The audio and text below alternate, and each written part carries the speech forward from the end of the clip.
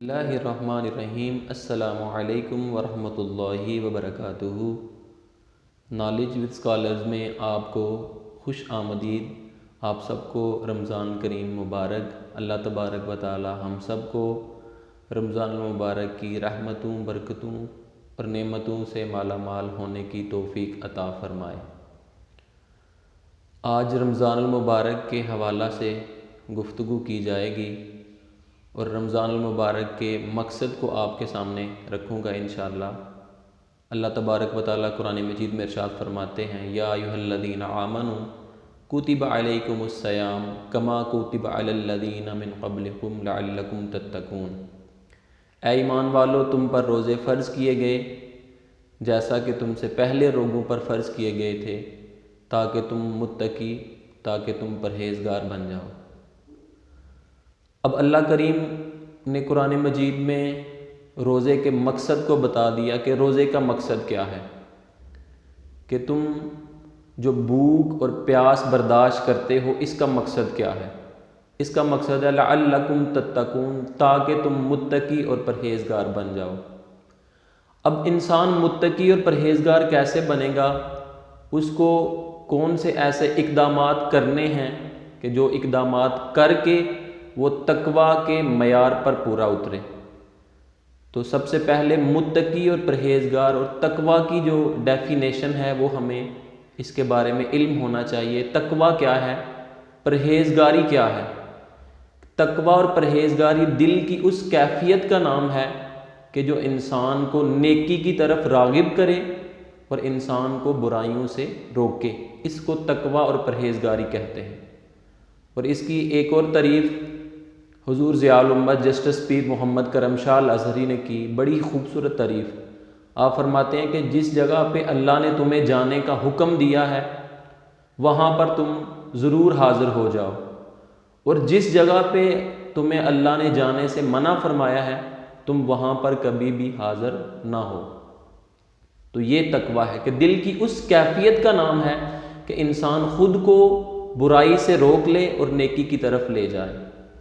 अब लअल्लकुम तत्तकून, ताकि तुम मुत्तकी और परहेज़गार बन जाओ, ये जो कंडीशन है, ये जो मकाम है, ये जो रैंक है, हमें कैसे हासिल होगा। इसके लिए सबसे पहले आपको ये बात जहन नशीन करनी है कि इंसान के दो दुश्मन हैं। एक दुश्मन उसका शैतान है और दूसरा जो दुश्मन है उसका है वो इंसान का नफ्स है। तो ये दो दुश्मन है। वो हदीस मुबारका है कि जब रमज़ान का महीना आता है तो अल्लाह तबारक व तआला शयातीन को कैद कर देता है। तो शैतान तो कैद हो जाते हैं, लेकिन उसका जो दूसरा दुश्मन है, उसका जो इंसान का अपना नफ्स है, जो इंसान का नफ्स है वो इंसान का दूसरा दुश्मन है। अब शयातीन तो कैद हैं, इंसान का जो दूसरा दुश्मन है वो इंसान का नफ्स है। अब नफ्स को जिसने कंट्रोल कर लिया, नफ्स को जिसने काबू में कर लिया, उसने अपने तकवा का मकसद पा लिया। देखते हैं आपके जब शयातीन को कैद कर दिया जाता है तो आप देखते हैं कि रमज़ान मुबारक में मस्जिदों में बहार आ जाती है, लोग नमाज तरावी के लिए जाते हैं, लोग मस्जिदों में नमाज़ों के एहतमाम के लिए जाते हैं। तो ये इस बात की दलील है कि अल्लाह तबारक व तआला शयातीन को रमज़ान मुबारक के महीने में कैद कर देता है। अब रही बात कि इंसान का जो नफ्स है वो उसका जो दुश्मन है वो आज़ाद है। तो जिसने अपने नफ्स को काबू में किया वो कामयाब और कामरान हो गया। और सहाबा कराम जब मैदान जंग से वापस आए तो अल्लाह के नबी सल्लल्लाहु अलैहि वसल्लम ने फरमाया, मेरे सहाबा तुम्हें मुबारक हो, तुम छोटे जहाज़ से बड़े जहाज़ की तरफ आए हो। तो सहाबा ने कहा, या रसूलुल्लाह सल्लल्लाहु अलैहि वसल्लम, हम अपनी जानों पर खेल कर आए हैं, क्या वो छोटा जहाज़ है, वो बड़ा जहाज़ नहीं है। तो अल्लाह के नबी अलैहि सल्लम ने फरमाया, मेरे सहाबा कि तुम्हारा अपने नफ्सों के ख़िलाफ़ लड़ना ये सबसे बड़ा जहाद है। तो पता क्या चला कि नफ्स इंसान का बहुत बड़ा दुश्मन है। इसके साथ जो लड़ता है, इसको जो काबू में रखता है, इसको जो लिमिट में रखता है, वो चीज़ इंसान को ज़िंदगी में कामयाब और कामरान कर देती है। और सैयदना अबू बकर सिद्दीक़ रज़ी अल्लाह तआला अन्हु का कौल है कि अगर तुम नफ्स की एक बात मानोगे, यानी अगर तुम नफ्स की एक बात मान लोगे, वो तुम्हें दूसरी बात मानने पर मजबूर करेगा, दूसरी बात मानने पर आमादा करेगा। लिहाजा इसको काबू में रखो, इसको लगाम दे के रखो।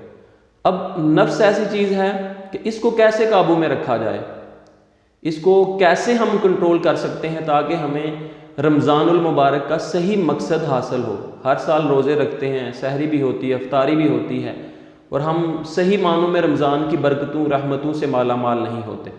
तो ये शैतान तो कैद हो गया। दूसरा जो वे है वो अपने नफ्स को कंट्रोल करके, इसके लिए शेख फरीदुद्दीन अत्तार रहमतुल्लाह अलैह ने 3 हमें असूल बताए।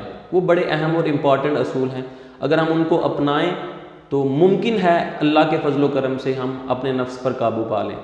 उन्होंने बताया कि सबसे पहली बात कि इंसान खामोशी इख्तियार करे, कि इंसान खामोशी इख्तियार करेगा नंबर 1, तो वो अपने नफ्स को काबू में रखेगा।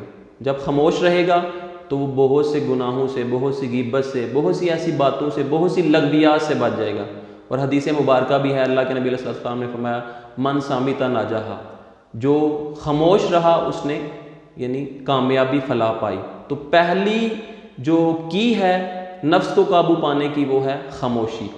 दूसरी जो की है नफ्स को काबू रखने की, दूसरा जो कुलिया है वो है भूख, भूखा रहना, भूख बर्दाश्त करना। तो रमज़ान मुबारक में अल्लाह तबारक व तआला का फ़ज़ल है कि इंसान सुबह सादिक से लेकर गुरूब आफ्ताब तक भूख में रहता है, अपने नफ्स को क्या है भूखा रखता है, अपने पेट, उसके पेट में कोई चीज़ नहीं जाती तो भूख बर्दाश्त करता है। तो भूख बर्दाश्त करने की वजह से इंसान के गुनाह कम होते हैं, नफ्स काबू में रहता है। ये भी अल्लाह का फ़ज़ल है कि अल्लाह ने हमें रमज़ान दिया। और तीसरी जो की है अपने नफ्स पर काबू पाने की वो ये है कि इंसान अपने आप को तन्हाई में रखे। इंसान अपने आप को जितना तन्हाई में रखेगा इतना वो अपने नफ्स पर काबू पाएगा। यानी इंसान तन्हाई में रहेगा, तिलावत कलाम पाक करेगा, लोगों के साथ लोगों की ग़ीबत नहीं करेगा, हसद नहीं करेगा, तो वो अपने नफ्स को कंट्रोल करेगा।